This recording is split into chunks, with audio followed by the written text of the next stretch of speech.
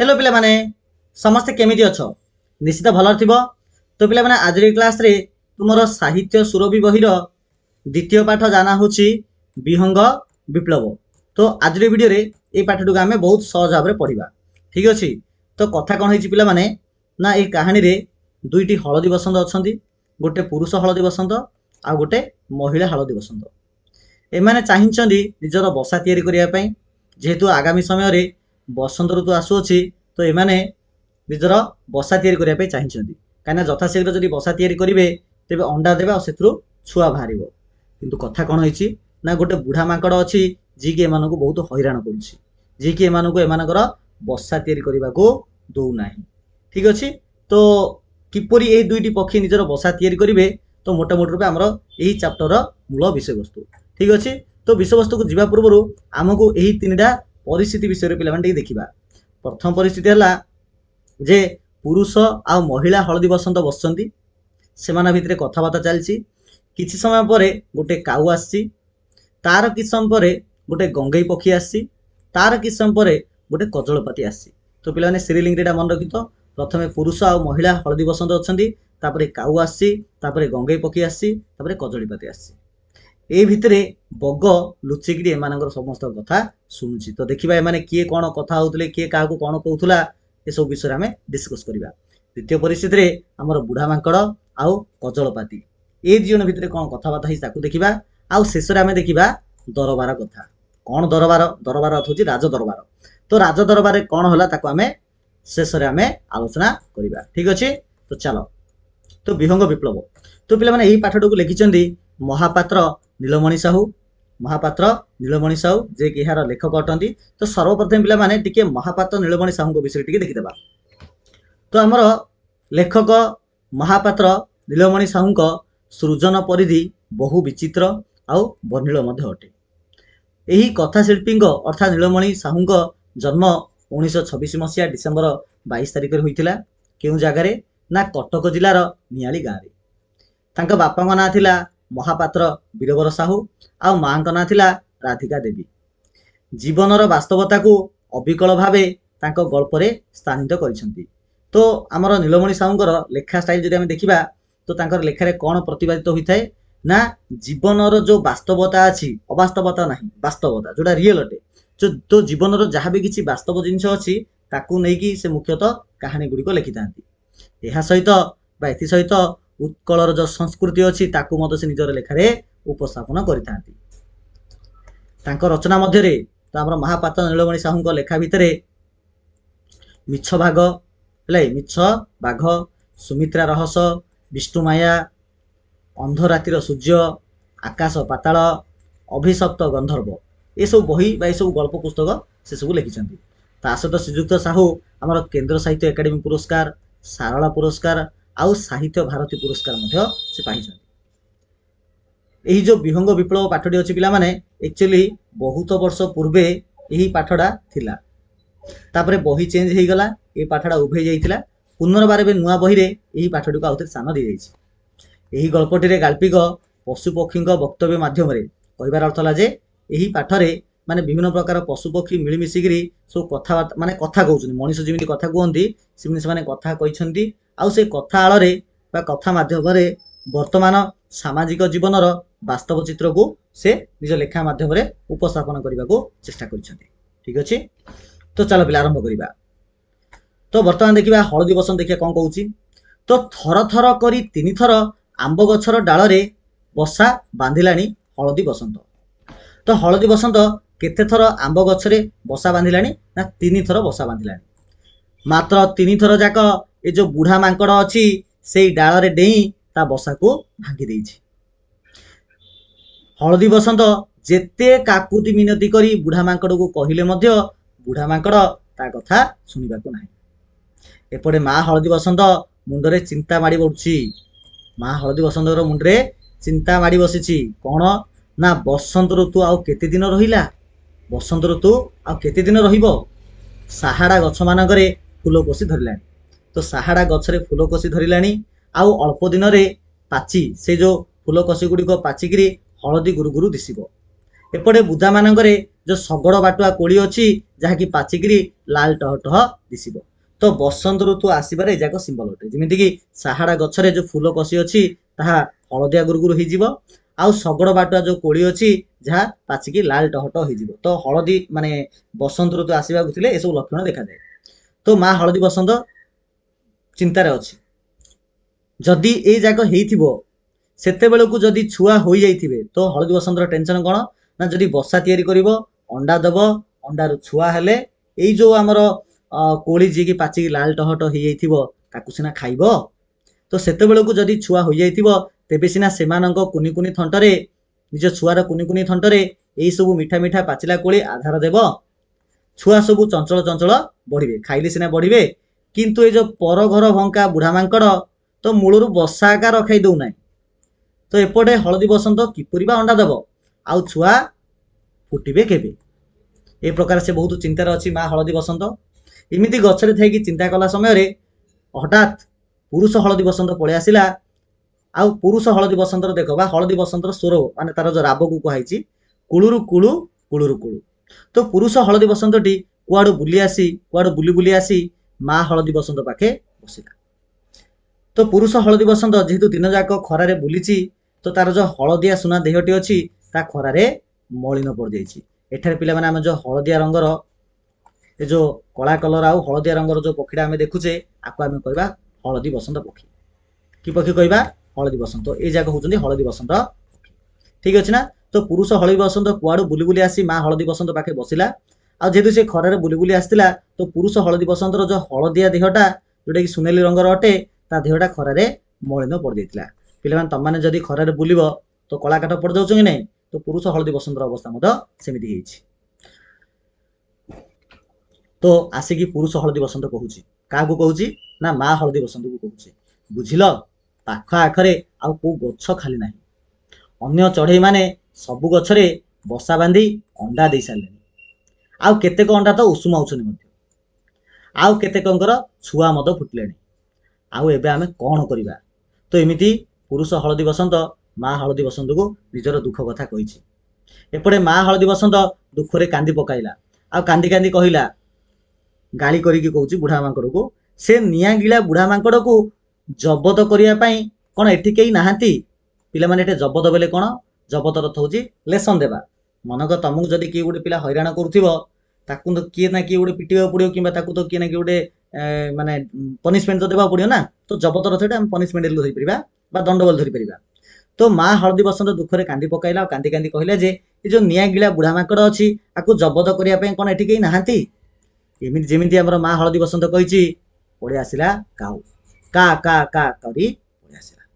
ତ ଏହି ହଳଦୀ ବସନ୍ତଙ୍କର ଏ ଯୋଉ ମା ଆଉ ପୁରୁଷ ହଳଦୀ ବସନ୍ତଙ୍କର ବନ୍ଧୁ ଡାମରା କାଉ ହଠାତ୍ ଆସି ପହଞ୍ଚିଗଲା। ସବୁ ଶୁଣି ସାରି ସେ କହିଲା। ତ ଆସି ପହଞ୍ଚିଲା ପରେ ଏ ହଳଦୀ ବସନ୍ତ ଦ୍ୱୟ ନିଜର ସବୁ ଦୁଃଖ କଥା ଏଇ କାଉକୁ କହିଛନ୍ତି। ତ କାଉ ସବୁ ଶୁଣିଲା ଯେ କ'ଣ ହେଇଛି, ଆକ୍ଚୁଆଲି ବୁଢା ମାଙ୍କଡ କେମିତି ତାଙ୍କର ଘରକୁ ଭାଙ୍ଗି ଦଉଛି ସବୁ ଶୁଣିଲା। ଶୁଣିଲା ପରେ କାଉ ବର୍ତ୍ତମାନ କହୁଛି ହଳଦୀ ବସନ୍ତ ଦ୍ୱୟକୁ, ଆରେ ତୁମେ ମାନେ କ'ଣ ବଡ ଭୀରୁ? ବୁଢା ମାଙ୍କଡଟାକୁ ଜବତ କରିପାରୁନ, ତାକୁ ଲେସନ ଦେଇପାରୁନ? ଆମେ କାଉ ମାନେ କାହାରି ଅତ୍ୟାଚାର ସହିପାରୁନାହୁଁ। ଆମ ପ୍ରତି ଯଦି କିଏ ଖରାପ ବ୍ୟବହାର କଲେ ଆମେ ତାକୁ ଥଣ୍ଟରେ ଖୁମ୍ପି ଖୁମ୍ପି ଆଉ ନଖରେ ବିଦାରି ଅସ୍ତବ୍ୟସ୍ତ କରିଦଉ, ତାକୁ ହଇରାଣ କରିଦଉ। ସର୍ବସାଧାରଣ ରାସ୍ତା ଉପରେ ଆମେ ସମସ୍ତ କାଉ ଜାତି ମିଶିକିରି ବଡ ପାଟିରେ ଏମିତି ତାକୁ ଗାଳି ଦଉ। ଏଠାରେ ପିଲାମାନେ କାଉ ମାନେ ଗାଳି କିପରି ଦିଅନ୍ତି ନା କା କା କରି। ଆଉ ସେଇ ଲୋକର ବା ସେଇ ପଶୁର ଇଜ୍ଜତ ମହତ ଆମେ ସାରିଦଉ। ସେଥିପାଇଁ ତ ବୁଢା ମାଙ୍କଡ ଆମ ବସା ବେଲେ କାଉଙ୍କର ବସାର କେବେ ମଧ୍ୟ ଛାଇ ମାଡେ ନାହିଁ। ବେଲେ କାଉ ମାନେ ଯଦି ବସା ତିଆରି କରିଥିବେ ତା ପାଖାପାଖି କେବେ ଆସିବ ନାହିଁ। ଏପଟେ ପୁରୁଷ ହଳଦୀ ବସନ୍ତ କହୁଛି କାଉକୁ, କ'ଣ ଆଉ କରିବୁ କହ? ତାକୁ ଯେତେ ନେହୁରା ହୋଇ କହିଲୁ, ଏଟା ତାକୁ ଅର୍ଥ ବୁଢା ମାଙ୍କଡକୁ, ଆମେ ଦୁହେଁ ଯେତେ ନେହୁରା ହୋଇ କହିଲୁ ସେ କ'ଣ ଶୁଣୁଛି? ଆମେ ହେଲୁ ଗାୟକ ଜାତି, ବସନ୍ତ ଋତୁରେ ଗୀତ ବୋଲିବା ଆମ କାମ, ଆଉ ଆମେ ତ ଆଉ ତୁମ ଭଳି ଲଢୁଆ ଜାତି ନୋହୁଁ। ଏତିକି କହିଛି। ଏହି ସମୟରେ ଆକାଶରେ ଶୁଭିଲା ଚିରିଂ ଚିରିଂ ଚିରିଂ, ଆଉ ଗୋଟେ ନୂଆ ପକ୍ଷୀ ଆସିଲା। ସେ ପକ୍ଷୀ କିଏ ନା ଗଙ୍ଗେଇ ପକ୍ଷୀ। ତ କାଉ ତ ଯେମିତି ଆଉ ଗୋଟେ ପକ୍ଷୀ ଆସିଛି, ତ ଏପଟେ ହଳଦୀ ବସନ୍ତ ଏପଟେ କାଉ ତିନି ଜଣ ଏମିତି କଥାବାର୍ତ୍ତା ହଉଥିଲେ। ଯେମିତି ଚିରିଂ ଚିରିଂ ସାଉଣ୍ଡ ହେଲା ତ କାଉ କ'ଣ କଲା ନା ତାର ଆଖି ଦୁଇଟାରେ ଯୋଉ ଦିଟା ଡୋଳା ଥିଲା ଦୁଇଟା ଡୋଳାକୁ ଉପରକୁ ଟେକିଲା ଆଉ ଥଣ୍ଟକୁ ମଧ୍ୟ ଉପରକୁ ଟେକି କହିଲା, ଓ ଗଙ୍ଗେଇ ମହାରାଜ ପରା। ତ ଏଠାରେ ଯୋଉ ଚିରିଂ ଚିରିଂ ସାଉଣ୍ଡ କିଏ ବାହାର କରୁଥିଲା ନା ଗଙ୍ଗେଇ ପକ୍ଷୀ। ତ କାଉ କହୁଛି ଓ ଗଙ୍ଗେଇ ମହାରାଜ ପରା, ଆସିବା ହେଉ ଆସିବା ହେଉ। ତାପରେ ଗଙ୍ଗେଇ ଆସି କାଉ ପାଖରେ ବସିଲା। ତ ଏଠି କାଉ ଥିଲା, ଗଙ୍ଗେଇ ବସି ଆସି ଏଠି ବସିଲା। ବର୍ତ୍ତମାନ କାଉ ପଚାରିଲା, କାହାକୁ ପଚାରୁଛି? ଗଙ୍ଗେଇ ପକ୍ଷୀକୁ ପଚାରୁଛି, ଆଉ ସବୁ ଖବର କ'ଣ ଗଙ୍ଗେଇ ମହାରାଜ? ତ ଗଙ୍ଗେଇ ମହାରାଜ ଆଉ ସବୁ ଖବର କ'ଣ? ଆଜିକାଲି ତ ତମମାନଙ୍କର କଚେବାର। ଆଚ୍ଛା ପିଲାମାନେ, ଏଠି କଚେବାର ହେଲେ କ'ଣ? ଯଦି ସୁବିଧା ପିଲାମାନେ ତମକୁ ଯଦି ମିଳୁଛି ବା ଜଣଙ୍କୁ ଯଦି ବହୁତ ସୁବିଧା ମିଳିଯାଉଛି, ଯାହା ଆଶା କରୁଥିବ ତାହା ଯଦି ମିଳିଯାଉଛି, ତ ଆମେ କହିବା କଚେବାର ହେଲେ କହିବା। ତ ଏଠାରେ କାଉ ଗଙ୍ଗେଇ ମହାରାଜକୁ କହୁଛି, ଆଜିକାଲି ତ ତୁମମାନଙ୍କର କଚେବାର। ଏଠାରେ ତୁମମାନଙ୍କର ଅର୍ଥ କେବଳ ଗଙ୍ଗେଇ ପକ୍ଷୀ ନାହିଁ, ଗଙ୍ଗେଇ ଜାତିର ପକ୍ଷୀମାନଙ୍କୁ ଏଡ଼େ କାଉ କହିଛି ଯେ ତମମାନଙ୍କର ତ କଚେବାର। ଆଚ୍ଛା କାହିଁକି କାଉ ଏମିତି କହିଲା? ନା ଗାଡ଼ିଆ ପୋଖରୀ ତ ଶୁଖି ଆସିଲାଣି। ଗାଡ଼ିଆ ପୋଖରୀ ତ ଶୁଖି ଆସିଲାଣି, ମାଛ ଦିଟା ଭଲ ମିଳୁଥିବ। ତ କଥା କ'ଣ ହେଇଛି ପିଲାମାନେ? ଗଙ୍ଗେଇ ପକ୍ଷୀ ସିଏ ମାଛ ଖାଇଥାଏ। ଯଦି ପୋଖରୀରେ ପାଣି କମିଯିବ, ତେବେ ମାଛକୁ ଏମାନେ ବହୁତ ଇଜିଲି ଧରିଦେବେ ଆଉ ଖାଇପାରିବେ। ଆଉ ଯେହେତୁ ବର୍ତ୍ତମାନ ଆଗକୁ ବସନ୍ତ ଋତୁ ଆସିବାକୁ ଆସୁଛି, ତ ବର୍ତ୍ତମାନ ପାଣିର ଅଭାବ ଅଛି, ପାଣି ସେତେ ନାହିଁ ପୋଖରୀରେ। ସୋ ଦ୍ୟାଟ୍ ଗଙ୍ଗେଇ ପକ୍ଷୀକି ଆରାମସେ ମାଛ ମିଳିଯାଉଥିବ। ତ ସେଇ ଆଶାରେ କାଉ କହିଲା ଯେ ଗାଡ଼ିଆ ପୋଖରୀ ତ ଶୁଖି ଆସିଲାଣି, ମାଛ ଦିଟା ତ ଭଲ ମିଳୁଥିବ ବୋଲି କାଉ ଏମିତି କହିଛି। ତାପରେ ଏଇ ସମୟ ଏ କଥା ଶୁଣିକିରି ଗଙ୍ଗେଇ ପକ୍ଷୀ ଆଉଥରେ ସେ ତାର ସ୍ୱର ବାହାର କରିଛି, ଚିରିଂ ଚିରିଂ ଚିରିଂ ବୋଲି। ତାପରେ ଗଙ୍ଗେଇ ପକ୍ଷୀ କହୁଛି, ନାହିଁ ହୋ, ଏ ଯୋଉ ମଣିଷଙ୍କ ପେଟକୁ ତ ସବୁ ନିଅଣ୍ଟ, ଏ ମଣିଷଙ୍କ ପେଟକୁ ତ ସବୁ ନିଅଣ୍ଟ ପଡ଼ିଲାଣି। ଗାଡ଼ିଆ ପୋଖରୀରେ ଆଜିକାଲି କୁଜି ଗେଣ୍ଡାଟିଏ ବି ମିଳିବା କଷ୍ଟକର। ତ ବୋଲି ଗଙ୍ଗେଇ ଏମିତି କାଉକୁ କହିଛି। ତ ଏଇ ଲାଇନର ଅର୍ଥ କ'ଣ? ନା ମଣିଷ ଆସିକି ସବୁ ଯାକ ପୋଖରୀର ମାଛକୁ ଖାଇଦେଇଛି, ଆଉ ଗେଣ୍ଡାଟିଏ ମଧ୍ୟ ଛାଡ଼ିନି। ମାନେ କୁଜି ଗେଣ୍ଡାଟିଏ ମଧ୍ୟ ପୋଖରୀରେ ମିଳିବା କଷ୍ଟକର ବୋଲି ଗଙ୍ଗେଇ ପକ୍ଷୀ କାଉକୁ କହିଛି। ତାପରେ ଗଙ୍ଗେଇ ପକ୍ଷୀ ହଳଦୀ ବସନ୍ତ ଦୁହିଁକୁ ଦେଖି ତାଙ୍କ ଉଦ୍ଦେଶ୍ୟରେ କହୁଛି। ତ ତାପରେ ହଳଦୀ ବସନ୍ତ ଉଦ୍ଦେଶ୍ୟରେ ଗଙ୍ଗେଇ ପକ୍ଷୀ କହିଲା ଯେ, ହଳଦୀ ବସନ୍ତ ଭାଇ, ଚାରିଆଡ଼େ ତ ଏତେ ରଙ୍ଗର ଫୁଲ, ଆଉ ଏତେ ପ୍ରକାର କୋଳି, ଆଉ ଏତେ ସୁନ୍ଦର ପବନ, ଗାଓ ଦେଖି ଗୋଟେ ଗୀତ। ତୁମର ସେହି ମନମତାଣିଆ କୁଳୁରୁ କୁଳୁ ସ୍ୱରରେ ଗୀତଟେ ଗାଇଲ। ଅନେକ ଦିନୁ ଭଲ ଗୀତଟିଏ ଶୁଣାଯାଇ ନାହିଁ, ଟିକେ ଗୀତଟେ ଗାଅ। ତ ଯେମିତି ଗୀତ ଗାଇବା ପାଇଁ କହିଛି, କିନ୍ତୁ ହଳଦୀ ବସନ୍ତର ତ ମନ ତ ଭଲ ନାହିଁ, ସେ ଗୀତ କେମିତି ଗାଇବ? ସେ ଇଚ୍ଛା କରୁଥିଲା ତାର ଦୁର୍ଦ୍ଦଶା ବିଷୟରେ କହିବା ପାଇଁ, କିନ୍ତୁ କାଉ ଆବୁଡ଼ା ପଡ଼ିକି ହଳଦୀ ବସନ୍ତର ଦୁଃଖର କଥା ପକ୍ଷୀକି, ଆମର ଗଙ୍ଗେଇ ପକ୍ଷୀକି କାଉ ସବୁ କିଛି କହିଦେଇଛି। ତ ହଳଦୀ ବସନ୍ତ ତାର ଦୁର୍ଦ୍ଦଶା ବିଷୟରେ କିଛି କହିବା ପୂର୍ବରୁ ସେମାନଙ୍କ ପ୍ରତି ବେଲେ ହଳଦୀ ବସନ୍ତ ପକ୍ଷୀଦେହ ପ୍ରତି ଯୋଉ ବୁଢ଼ା ମାଙ୍କଡ଼ କିପରି ଅତ୍ୟାଚାର କରୁଛି ସେ କଥା ବର୍ଣ୍ଣନା କରି କାଉ କହିଲା। ତ କାଉ ବର୍ତ୍ତମାନ ଗଙ୍ଗେଇ ମହାରାଜକୁ ସବୁ କିଛି କହିଦେଲା। କହିସାରିଲା ପରେ ବର୍ତ୍ତମାନ କାଉ ଆଉଥରେ ପଚାରୁଛି ଗଙ୍ଗେଇ ମହାରାଜକୁ, ଗଙ୍ଗେଇ ମହାରାଜ, ଏଥର ଉପାୟ କ'ଣ କୁହ? କ'ଣ କରିବା? କ'ଣ କଲେ ଏଇ ଦୁଇ ପକ୍ଷୀଙ୍କର ସମସ୍ୟାର ସମାଧାନ ହେବ? ଆଉ ହଳଦୀ ବସନ୍ତ କଥା କାଉ ହିଁ କହୁଛି, ଏ ହଳଦୀ ବସନ୍ତ ହୁଅନ୍ତୁ କିମ୍ବା ଶାରୀ କିମ୍ବା କୋଇଲି ହେରିକା ଏମାନେ ହେଲେ ଆମ ଭିତରେ ଶିଳ୍ପୀ। ତ ହଳଦୀ ବସନ୍ତ, ଶାରୀ, କୋଇଲି ଏମାନେ ସମସ୍ତେ ହେଉଛନ୍ତି ଆମ ପକ୍ଷୀ ଜାତି ଭିତରେ ଶିଳ୍ପୀ।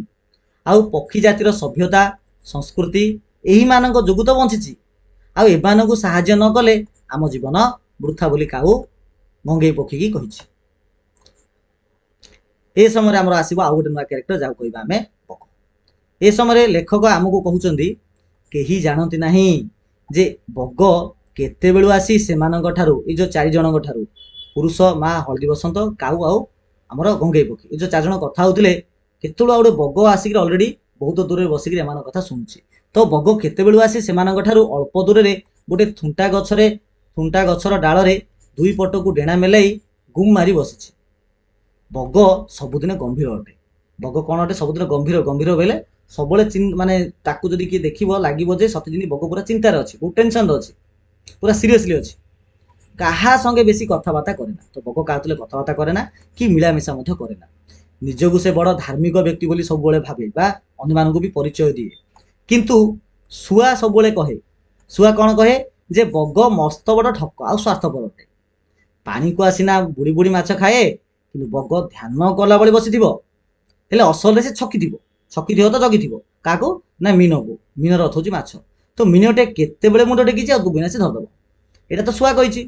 ତାପରେ ଶାରୀ କହୁଛି କ'ଣ? ବଗ ଟିକିଏ ଗୋରା ବୋଲି ତ ତା ମନରେ ବଡ଼ ଗର୍ବ। କଳା ଓ ଅନ୍ୟ ରଙ୍ଗର ଚଢ଼େଇମାନଙ୍କୁ ବଗ ସବୁବେଳେ ଘୃଣା କରେ।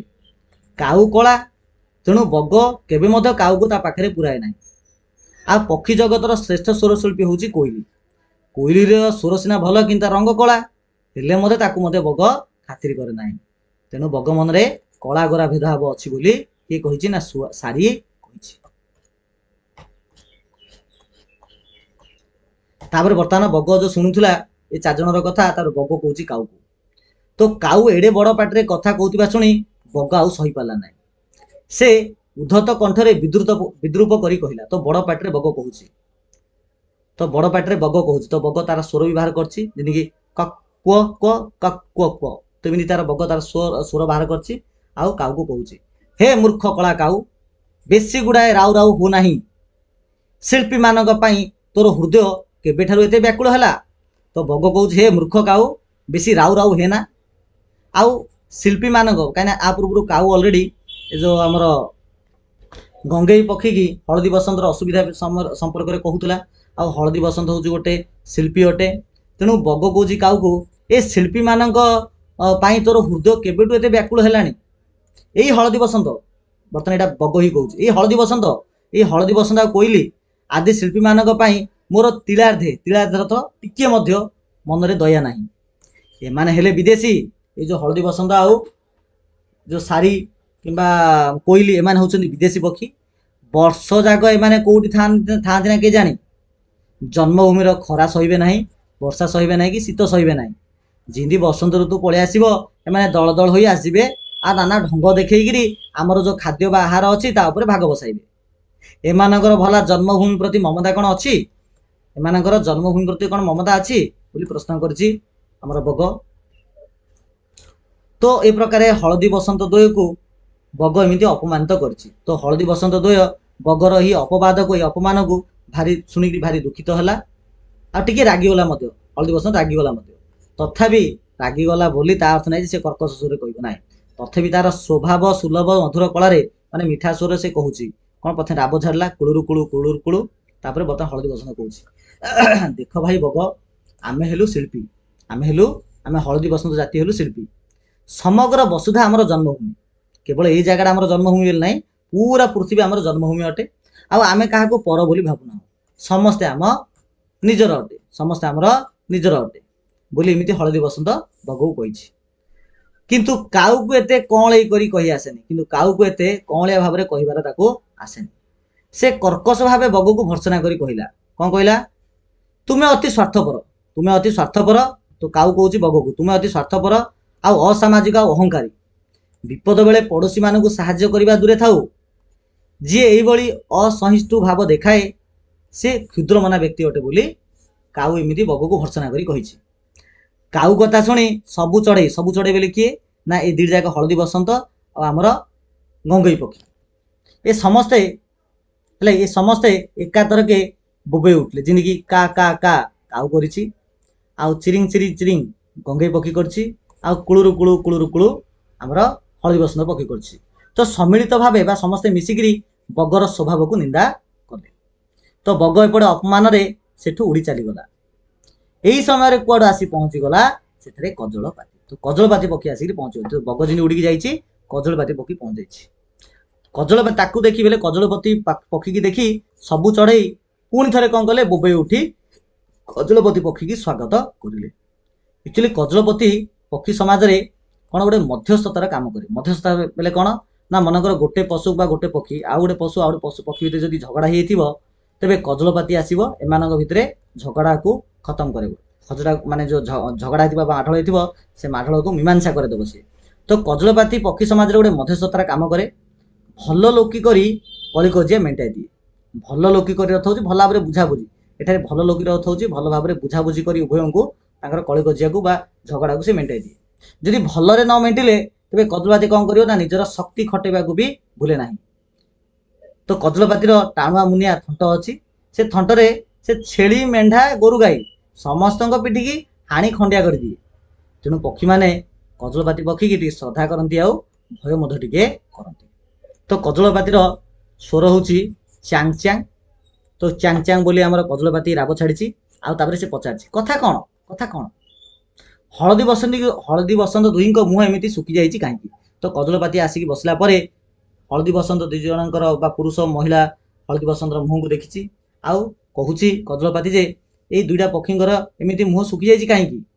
तो काऊ हलदी बसंतर समस्त दुरवस्था दुरवस्थार अर्थ हूँ खराब अवस्था विषय सब जनाइला तापर कहला पिला माने ए दुरवस्थार स्पेलिंगटा भल देखि दो प्रश्न उत्तर माने दुरावस्थार सठिक शब्दटा कोड़ा से गोटे पचार तो दुरवस्था देखि दो दर हर्षकार र बस्था है अस्था लिखाई अस्थ लिखाई स्थरे आकार स्था तापर हलदी माने आमर गजलपाती कहूँ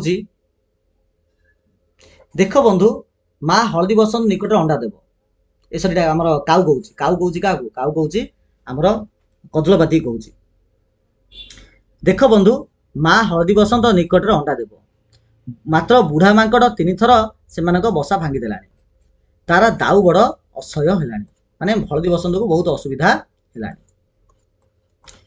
एतिकी सुनला परे समदुखी कजलपाती सीधा मांकड़ पाखु गला तो समदुखी कजलपाती सीधा मांकड़ पाखु जाइछि आउ ए समय मांकड़ बरगछ रे कौन करथुला ना बरगछ रे गोटे डाल रे बसी आउ गोटे डाल को आउची बुढ़ा मांकड़ घुमाउथला तो देख तो बुढ़ा मांकड़ एमिति गोटे डाल रे बसिकरी आउ गोटे डाल रे पिठी आउचेकरी से आराम से घुमाउथला बेले सोइथिला तो गोटे डाल रे बसी आ गोटे डाल को आउचीकरी बुढ़ा मांकड़ घुमाउछि तो कजलपाती कौन कला ना कजलपाती ता मुंड ऊपर एका जाइकरी चारिपटे चक्कर काटिला आउ बोबेई लागिला चांग चांग बोली से स्वर छाड़ीबाकू लागिला जेमिति स्वर छाड़छि तो बुढ़ा मांकड़ निद भांगी पड़ा से निद भांगिला परे बुढ़ा मांकड़ निजर हाथ रे निजर दुई गाल को कुंडाई आउ विरक्ति रे रागिगिरी पूरा बुढ़ा मांकड़ नाली आखि रे पचाउछि तो बुढ़ा मांकड़ तार साउंड भी बाहर करियो जेनी खं खा खे खं का खे अत खे के जो साउंड बाहर कला मांकड़ किए रे तू कौन कहूछु बोली कजलपाती की कहिछि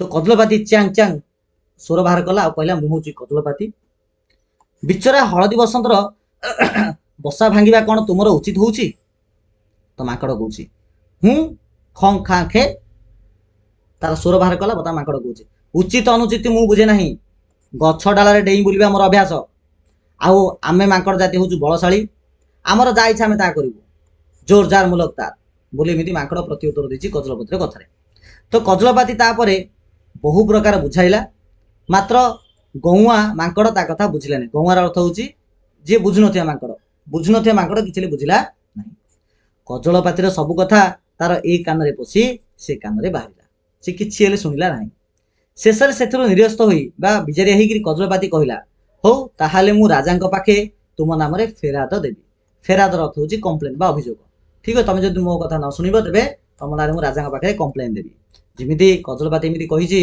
तो बुढ़ा मांकड़ देख केमिति कहूछि ताच्छल्य भरा भाषा रे कहूछि माने हेय ज्ञान वाला भाषा रे कहूछि ख का खे तार स्वर बाहर कला तार बुढ़ा मांकड़ कहूछि करना फेराद अथा जा अभियोग करू जा मु तुम राजा को डरिछि ना कोन अथ तो राजा को मु डरिनी आ मकदमा को मध परुआ करिछि अथवा मु तुम राजा को डरिछि ना मकदमा परुआ करिछि मिछि तुम राजा को मु डरिनी कि मकदमार से अभियोग मध मु परुआ करूनी टेंशन नौनी तापरे सेडू कजलपाती पकी पळैछि तापरे से जाई राजा को अभियोग भी करछि तो बर्तमान देखिए राजा दरबार तो राजा दरबार बसछि राजा दरबार राजा किए ना राजा होचंदी भल्लुक भल्लुक बेले भालू भालू महाराज होचंदी राजा देख भालू को देख किमिति वर्णना करा जाइछि विराधि वीरवर प्रबल प्रतापी श्री श्री कंठ कजीव विराधि वीरवर प्रबल प्रतापी श्री श्री कंठ कंटक जीव ले कंटक जीव भल्लुक महाराज सिंहासन उपरे उपवेशन कर तो सिंहासन बसंती भालू महाराज पाखरे आ गोटे आसन रे तो राजा सिंहासन पाखरे आ गोटे आसन अच्छी जोड़े कि प्रधानमंत्री बसंती है कि प्रधानमंत्री महाशय श्रीजुक्त हीन वृद्धि जम्बुक तो प्रधानमंत्री ना हूँ जम्बुक जम्बुक प्रवर पाखे बसंती एपटे सेनापति श्रीजुक्त सेनापति जी अच्छा से जार कि दांत पूरा तीक्ष्ण अटे से हूँ ब्रुक तो सेनापति श्रीजुक्त तीक्ष्ण दंत ब्रुक जे कि चतुर्दिग को आरक्त नयन अर्थात चारिआडे पूरा निज माने चारिआडे पूरा प्रबल प्रबल मात्रा से देखी पारती समस्त को दृष्टि निक्षेप करि पारती तो दरबार खड़ग हस्त खंडा धरिकी द्रुत भंगी दंडयामान द्रुत भंगी से ठिया होती सेनापति महोदय या सहित राज दरबार आउरी अन्य कर्मचारी मैंने अच्छा जहाँ को पारिषद मान कहगला तो पारिषद मान मध्य आउ किए राज दरबार कर्मचारी थे ना अरण्यर पशु जगतर कुकी कटास गुंडुचिमूषा कुट्रा हरिण झिंक आदि से सरीसृप जगतर अहिराज आ गोधी माने भी अच्छा आ पक्षी जगतर शुआ काकतुआ पारा पेचा आ बुलबुल आदि ସ୍ୱ ସ୍ୱ ଆସନ ଅଳଙ୍କୃତ କରି ନିଜ ନିଜ ଆସନରେ ବସିକି ରାଜାଙ୍କ ମୁହଁକୁ ଚାହିଁ ବସିଛନ୍ତି। ଯେହେତୁ ସେ ବଣରେ କୌଣସି ସିଂହ ବାଘ ଆଉ ହାତୀ ନଥିଲା, ତେଣୁ ସମସ୍ତ ପଶୁପକ୍ଷୀ ମିଶିକିରି ଭାଲୁକୁ ରାଜା କରିଛନ୍ତି। ଆଉ ସମସ୍ତଙ୍କର ସମର୍ଥନ ପାଇଁ ଭାଲୁ ମଧ୍ୟ ନିରଙ୍କୁଶ ଭାବରେ ବା ନା ମନା ନ କରିକିରି ଶାସନ କାର୍ଯ୍ୟ ସିଏ ଚଳାଉଛି। ଆଜି ଦରବାରରେ ଚାଲିଛି ମାଙ୍କଡ଼ ବିରୋଧରେ ମକଦ୍ଦମା, ମାଙ୍କଡ଼ ବିରୋଧରେ ଅଭିଯୋଗ ଚାଲିଛି। ତେଣୁ ସମସ୍ତେ ଉଦ୍ଗ୍ରୀବ ହୋଇ ସମସ୍ତେ ଆଶ୍ଚର୍ଯ୍ୟର ସହ ରାଜାଙ୍କ ରାୟ, ରାଜା କ'ଣ ନିଷ୍ପତ୍ତି ନେବେ, କାହାକୁ ମାନେ ଦୋଷୀ ବୋଲି ସାବ୍ୟସ୍ତ କରିବା ଆଉ ଦଣ୍ଡ ଦେବେ, ତ ଏଇଟାକୁ ନେଇକି ସମସ୍ତେ ଅପେକ୍ଷା କରିଛନ୍ତି।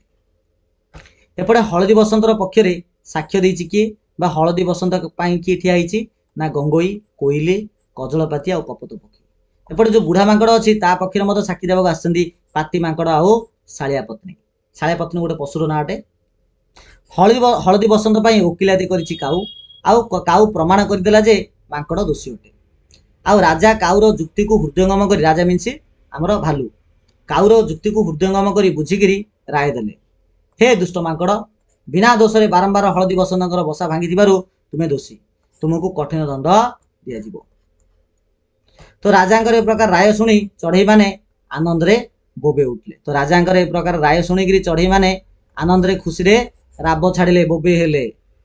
ମାତ୍ର ମାଙ୍କଡ଼ ଦୁଇ, ତ ରାଜାଙ୍କ ରାୟ ଶୁଣିକି ସମସ୍ତ ଚଢ଼େଇ ମାନେ ଖୁସିରେ ଆନନ୍ଦରେ ବୋବେ ହେଲେ। ବୋବେ ହେବାର ଅର୍ଥ ହେଉଛି ରାବ ଛାଡ଼ିଲେ। ମାତ୍ର ଯୋଉ ମାଙ୍କଡ଼ ଥିଲା ଯିଏକି ଦୁଇ ଗୋଡ଼ରେ ଠିଆ ହେଲା ଆଉ ଦୁଇ ହାତ ଯୋଡ଼ିକି କହୁଛି, ତ ବର୍ତ୍ତମାନ ମାଙ୍କଡ଼ ଭାଲୁ ରାଜାଙ୍କୁ କହୁଛି, ହେ ଧର୍ମାବତାର, ହେ ଧର୍ମର ଅବତାର, ଆପଣଙ୍କର ଆଦେଶ ଶିରୋଧାର୍ଯ୍ୟ। ପିଲାମାନେ ଶିରୋଧାର୍ଯ୍ୟ ୱାର୍ଡ ଭଲ ଦେଖିଦ କେମିତି ଲେଖା ହେଇଛି, ତାଲବ୍ୟ ସରେ ହସେଇକାର, ରରେ ଓକାର, ଧା ର୍ଯ୍ୟ, ର୍ଯ୍ୟରେ ରେଫ ଲାଗିଛି। ତ ଆପଣଙ୍କର ଆଦେଶ ଶିରୋଧାର୍ଯ୍ୟ ମିନ୍ସ ଆପଣ ଯାହା କହିବେ ତାକୁ ମୁଁ ମାନି ନେବି। ମାତ୍ର ଆପଣ କେବଳ ଆଗକୁ ଚାହିଁ ବିଚାର କରିଛନ୍ତି। ତ ଆପଣ କେବଳ ଆଗକୁ ଦେଖି ବିଚାର କରିଛନ୍ତି। ଏବେ ଟିକେ ପଛକୁ ଚାହିଁ ବିଚାର କରନ୍ତୁ, ଟିକେ ପଛକୁ ଦେଖି ବିଚାର କରନ୍ତୁ, କାରଣ ଆଗ ପଛକୁ ଚାହିଁ ବିଚାର ନ କଲେ ବିଚାର ଏକତରଫା ହୋଇଯିବାର ଆଶଙ୍କା ଅଛି ବୋଲି ଏମିତି ବୁଢା ମାଙ୍କଡ଼ କହିଛି ଭାଲୁ ମହାରାଜକୁ।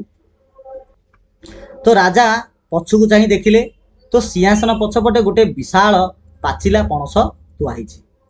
ତାକୁ ଦେଖିକିରି ରାଜାଙ୍କ ମନ ଭଳିଗଲା ବେଲେ ରାଜାଙ୍କ ମନରେ ଲୋଭ ପଳେଇ ଆସିଲା। ରାଜା ସାଙ୍ଗେ ସାଙ୍ଗେ ନିଜର ବିଚାର ବଦଳାଇ ଦେଇ କହିଲେ, ହେ ଅହଙ୍କାରୀ ହଳଦୀ ବସନ୍ତ, ଆଗରୁ ଯୋଉ ମାଙ୍କଡ଼କୁ କହୁଥିଲେ ଏବେ ହଳଦୀ ବସନ୍ତକୁ ଅହଙ୍କାରୀ ବୋଲି କହିଦେଲେ। ପ୍ରକୃତରେ ତମେ ହିଁ ଦୋଷୀ ଆଉ ତମେ ହିଁ ଦଣ୍ଡ ପାଇବ। ଦେଖ ଗୋଟେ ସେକେଣ୍ଡ ଭିତରେ କିନି ହେଲା, ଦେଖ ରାୟ ପରିବର୍ତ୍ତନ ହେଇଗଲା। ଯେମିତି ରାଜା ଏମିତି କହିଛନ୍ତି, କାଉ ବିଚଳିତ ହୋଇ କହିଲା, କାଉ ପୁରା ଆଶ୍ଚର୍ଯ୍ୟ ହେଇକି କହିଲା, କା କା କା ଏମିତି ତାର ସ୍ୱର ବାହାର କଲା ଆଉ କହିଲା, ନା ନା ନା ମହାରାଜ, ହଳଦୀ ବସନ୍ତର ଦୋଷ କ'ଣ?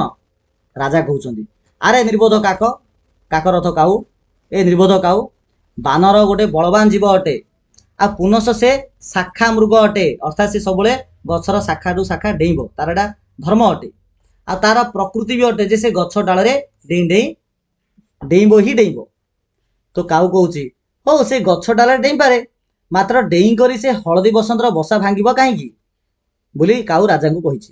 ତ ରାଜା କହିଲା, ଆଚ୍ଛା ମାଙ୍କଡ଼ ତାହେଲେ ଯେଉଁ ଡାଳରେ ଡେଇଁବ ହଳଦୀ ବସନ୍ତ ଆଗ ସେ ଡାଳରେ କାହିଁକି ବସା କରିବ କାହିଁକି? ତ ହଳଦୀ ବସନ୍ତ ହିଁ ଦୋଷୀ, ଆଉ ତାକୁ ଆଗ ଜେଲ୍ ଦିଆହେବ, ତାକୁ ଜୋରିମାନା ଦଣ୍ଡ ଉଭୟ ଦିଆଯିବ। ତ ମାଙ୍କଡ଼ ଏ ସମୟରେ ମହା ଆନନ୍ଦରେ ରାଜାଙ୍କୁ ସଲାମ ଠୁକି ବେଲେ ମୁଣ୍ଡିଆ ମାରି ଡେଇଁ ଡେଇଁକିରି ଦରବାର ତ୍ୟାଗ କଲା। ଡେଇଁ ଡେଇଁକି ସେ ମାଙ୍କଡ଼ ପଳେଇଲା। ଏପଟେ ଚଢ଼େଇ ମାନେ ଓବିୟସଲି ନିରାଶ ହେଇଗଲେ, କାହିଁକିନା ସେମାନେ ଆଶା କରିଥିଲେ ଯେ ମାଙ୍କଡ଼କୁ ପନିଶମେଣ୍ଟ ଦିଆଯିବ ବୋଲି। କିନ୍ତୁ ଚଢ଼େଇ ମାନେ ନିରାଶ ହୋଇ ନିରୁପାୟ ଭାବେ, ଆଉ ତାଙ୍କ ପାଖରେ କିଛି ଉପାୟ ନାହିଁ, ତ ଦଳ ବାନ୍ଧିକିରି ନୀରବରେ ଫେରିଲେ। ରାଜାଙ୍କର ହଠାତ୍ ଏପରି ବିଚାର ବଦଳି ଯିବାର କାରଣ ବୁଦ୍ଧିମାନ କାଉ ବୁଝିପାରିଲା ନାହିଁ। ତ ରାଜାଙ୍କର ହଠାତ୍ ଏମିତି ରାୟ କାହିଁକି ବଦଳିଗଲା ତ କାଉ ମଧ୍ୟ ଜାଣିପାରିଲା ନାହିଁ। ସେମାନେ ଅଳ୍ପ ଦୂର ଯାଇଛନ୍ତି କି ନାହିଁ, ତାପରେ ସବୁ ଯାହା ପକ୍ଷୀ ସେ ରାଜ ଦରବାର ଛାଡ଼ି ଯାଇଛନ୍ତି।